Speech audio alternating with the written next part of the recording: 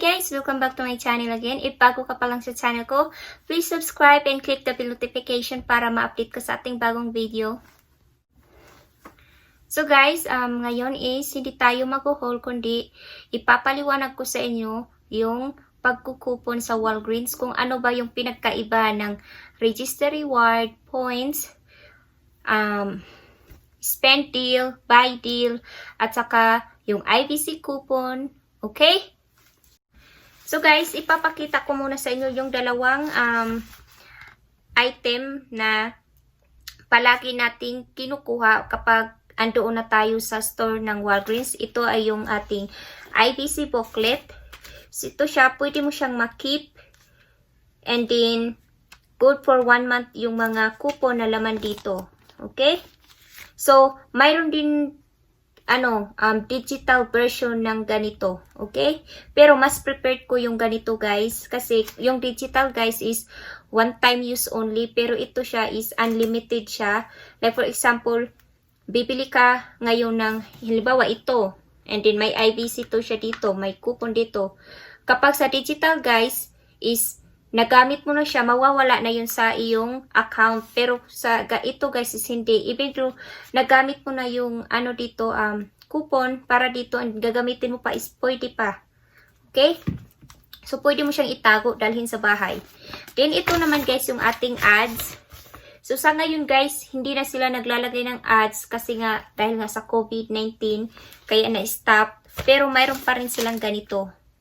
Okay, so may ganito sila guys, kaso na lang, parang yung front page na lang ng sale nila, yung nakalagay doon.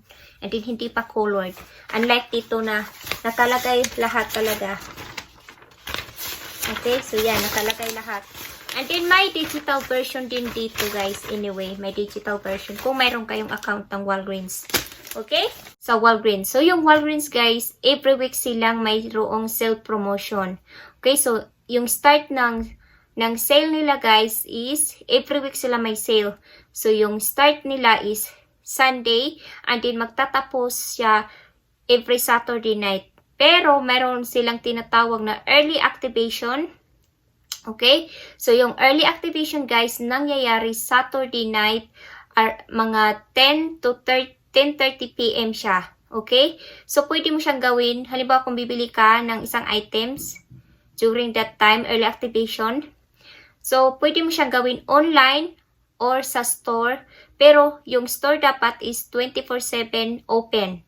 Okay? So, aside din sa early activation guys, yung early activation guys is may nangyayari dyan. Yan yung ating double dip. So, kumbaga, pag halimbawa, mayroon akong isang video guys dyan. Ililink ko lang sa video ko.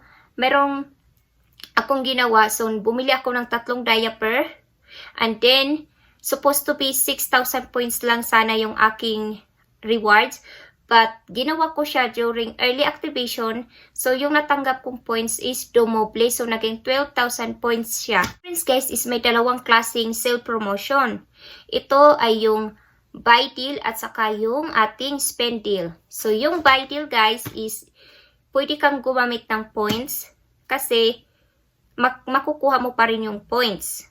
And then, sa atin namang spend deal, yung sabi ng iba is hindi ka pwedeng gumamit ng points. Pero, mayroon akong isang video na ililink ko dyan sa aking description. Even spend deal siya, gumamit ako ng points and still nakuha ko pa din yung points. Okay? Kung halimbawa guys, baguhan ka pa lang sa Walgreens, is huwag ka munang mag-redeem ng points kapag yung pinag-uusapan is spend deal. Saka na muna kapag confident ka na, kasi guys, yung spend deal guys is parang gamble. Okay? So, may time na hindi mo makukuha yung points kapag hindi mo hindi mo nawasto yung total ng item na, and then yung points na i-redeem mo, hindi mo siya makukuha. So, much better muna para sa iyo kung baguhan ka pa lang is huwag ka munang mag-redeem ng points. Okay? So, tapos na tayo dyan. And then, by the way guys, buy deal man yan or spend deal man yan, allowed kang gumamit ng register reward. Okay? So, may dalawang reward na matatanggap tayo sa Walgreens, guys. Ito yung points at saka register reward. Okay, so punta muna tayo sa points. Yung points, guys, is pwede mo siyang gawin online at syempre sa store. And then, pwede kang bumili ng madamihan and still makukuha mo pa rin yung points na ini-expect mo. So, magbibigay ako ng halimbawa, ha. So, halimbawa, yung ating toothpaste. Kapag bibili ka ng dalawang toothpaste, may makukuha kang 2,000 points. Okay? 2,000 points. If gusto mong bumili ng 6, okay? 6 yung bibilihin mo. So, pag 6 yung bibilhin mo, makakakuha ka ng 6,000 points. Kasi nga, every 2 toothpaste, makakakuha ka ng 2,000 points. So, yung makukuha mo is 6,000 points sa 6 na toothpaste sa 1 transaction lang. Okay?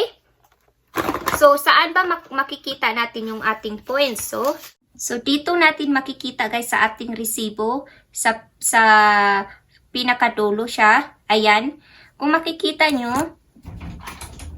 halimbawa, ito yung ating opening balance. Kung may balance kayo, yan. And then, ito siya, guys, everyday points yan. So, 340. Ito yung bonus points na sinasabi ko. 6,000 points. At ito naman yung closing balance points. Ito na yung ating balance. So, ito yung 6,000 points. Ito yung ating natanggap sa toothpaste. Halimbawa lang to, ha. And then, yung points, guys, na allowed lang tayong mag-redeem is 1,000, 2,000, 3,000, 4,000, 5,000. Next na is 10,000, 20,000, and 50,000. So, from 5,000 down to 10, 20, and 50,000. So, yun lang yung amount ng points na allowed tayong mag-redeem. Pag halimbawa, gusto mo mag-redeem ng 15,000 points, hindi ka allowed mag-redeem ng 15,000 points. So, ang mariredeem mo lang is 10,000 points kasi yun lang yung allowed nila sa atin. Okay. So, next tayo, guys, is sa register reward naman tayo. Ganito yung itsura ng ating register reward. Okay? So, ganyan. Ganyan siya. Oops. Yung register reward, guys, is good for 2 weeks lang to siya. Okay? Good for 2 weeks lang to. Kapag halimbawa, may expire na siya ngayon, and then, gagamitin mo siya bukas, hindi mo na siya magagamit, guys, kasi hindi tumatanggap ng expired coupon yung Walgreens. Okay? Sayang. Kaya gamitin mo na, halimbawa, ngayon may expire, ngayon mo din gamitin. Okay? So, qualify siya doon. And then, aside from that, guys, pag halimbawa, yung bibilhin mo is makakatanggap ka ng register reward, magtanong ka muna sa cashier kung gumagana pa yung kanilang Catalina machine. Kasi sayang lang yung effort mo. Kung hindi naman gagana is wala rin. Sayang yung register reward and then magugulo yung breakdown mo. Okay? Sa mga items na gusto mong bilhin. Next siya, halimbawa, bibili kayo ng dalawang Old Spice. And then, may offer na kapag bibili ka ng dalawang Old Spice, makakatagap ka ng $2 register reward. So, yan. Dalawang Old Spice yung bilhin mo para ma-qualified ka sa $2 register reward. Okay, so, ganyan yung proseso ng pagbili ng isang item kapag may offer na register reward. So, yung pinagkaiba lang ng register reward sa points is, per transaction mo siyang gagawin. Okay? So, halimbawa, gusto mong bumili ng 4. Okay? 4 yung bibilihin mo, and then nag-expect kang 2 register reward ang makukuha mo. Hindi, guys. Isang register reward lang talaga yung makukuha mo. Even though bumili ka ng 4, hindi siya tulad ng points na kapag bibili ka ng 4 is makukuha mo yung points na ini-expect mo sa 2 pang item. Hindi siya. Kaya nga, kapag register reward yung pinag-uusapan, guys, per transaction mo siyang gawin para makuha mo yung register reward. Another clarification pa rin. Okay, halimbawa itong ating register reward na nakuha mo sa Old Spice. and then gusto mong gamitin na naman dito, and then nag-expect ka na bibigyan ka na naman nila, hindi siya guys. Hindi mo siya pwedeng gawin kasi hindi magpiprint guys. Okay? Pwede mo tong gawin sa ibang item na ano din, yung offer din is register rewards. Halimbawa ito. Pwede mo siya dito sa tag natin. So, pwede mo siya ditong gamitin. And then, yung makakuha mong register reward is pwede mo na siyang gamitin dito. So, parang vice versa ang labas. Halimbawa, ito yung register reward. Dito mong nakuha. Okay? Another one to next example ha.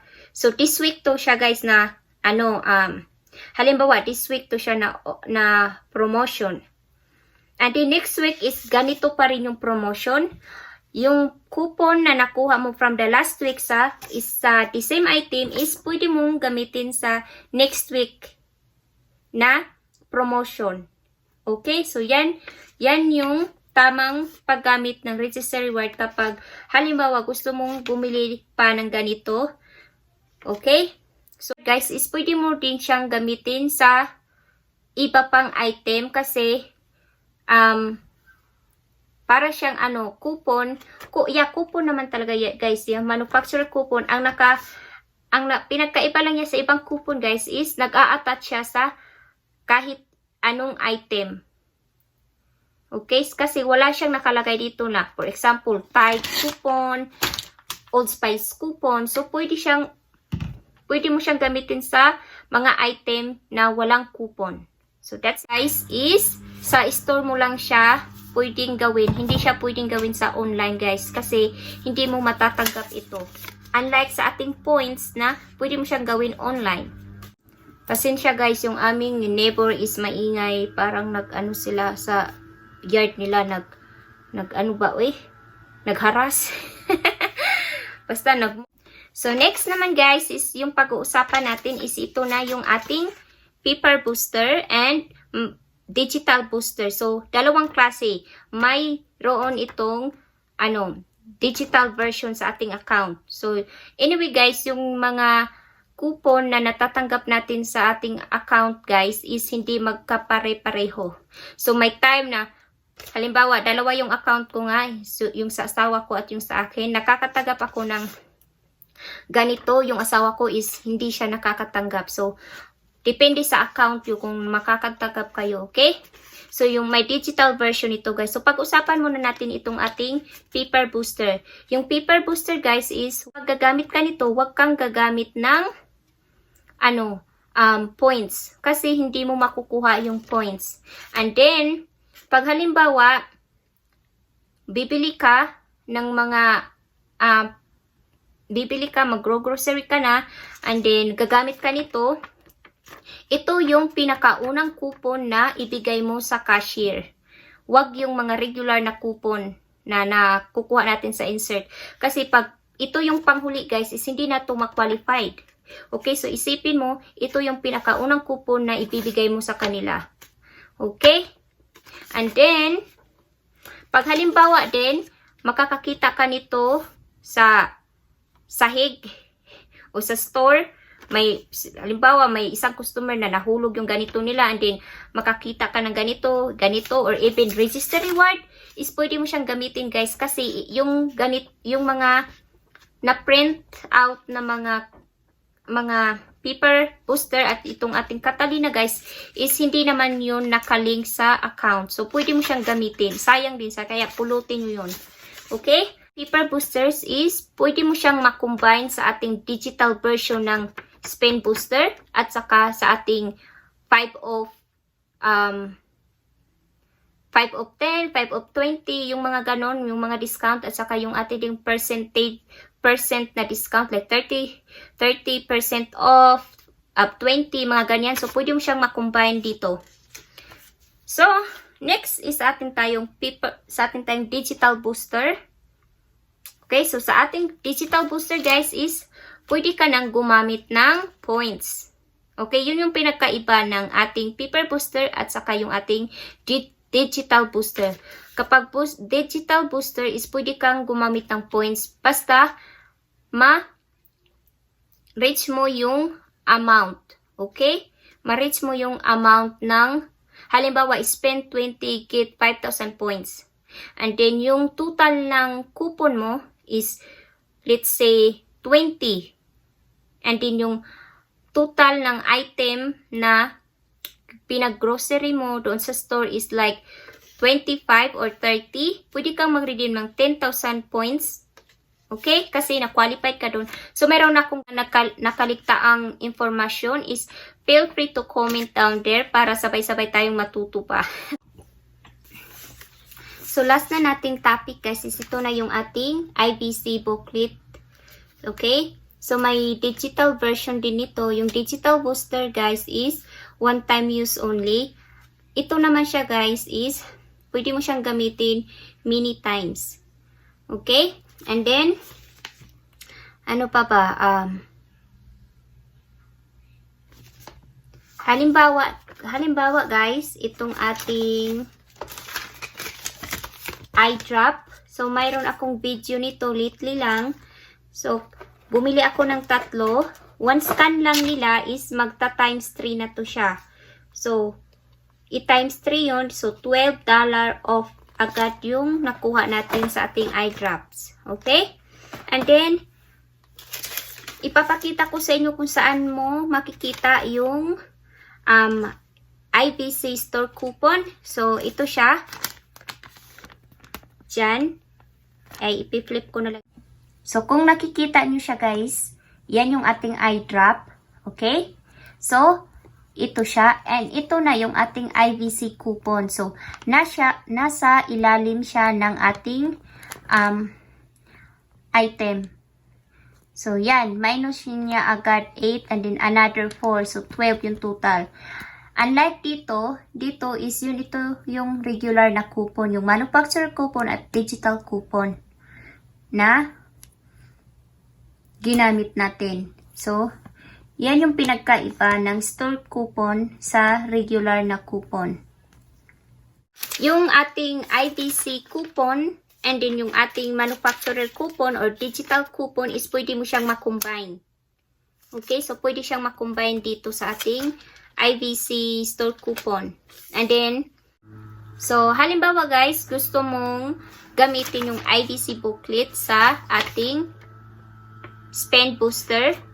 Okay, so spend 20, get back 5,000 points. And then mayroong nagkataon mayroong IBC booklet. So halimbawa, kukuha ka ng let's say 4 na pirasong Tide cost of 20. Okay, yung bali total ng ating Tide is $20. Pasok na pasok doon sa ating spend 20, get 5,000 points. But wait, ang kaso guys, meron siyang IBC para mas less yung babayaran mo. Yung Tide is merong IBC store coupon na tigwa $1. So, yung 20 is i-minus natin yung $4. So, $16 na lang. So, hindi siya ma-qualify dito. Okay? Wait. Sorry guys. Mali yung nakuha ko. So, hindi siya na ma-qualify dito.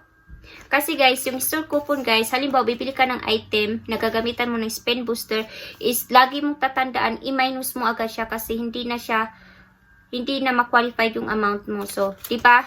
20 yung total ng ating Tide, din minus $4. So, $16 na lang. So, kukuha ka ngayon ng magdadagdag ka pa ng $4 para ma-qualify mo yung ating spend booster na $20. So, ganyan yung kung paano mo gamitin yung IBC. Or even yung discount nila like 5 off 20, 5 off 10, at saka yung 30 off 20, 30 off 30, mga ganyan-ganyan guys. So, i-minus mo agad yan para malaman mo yung bagong total mo kung pasok pa ba siya doon sa spend booster na gagamitin mo. So, that's it guys. I hope may natutunan kayo sa video ko and see you sa aking next vlog again. Bye-bye!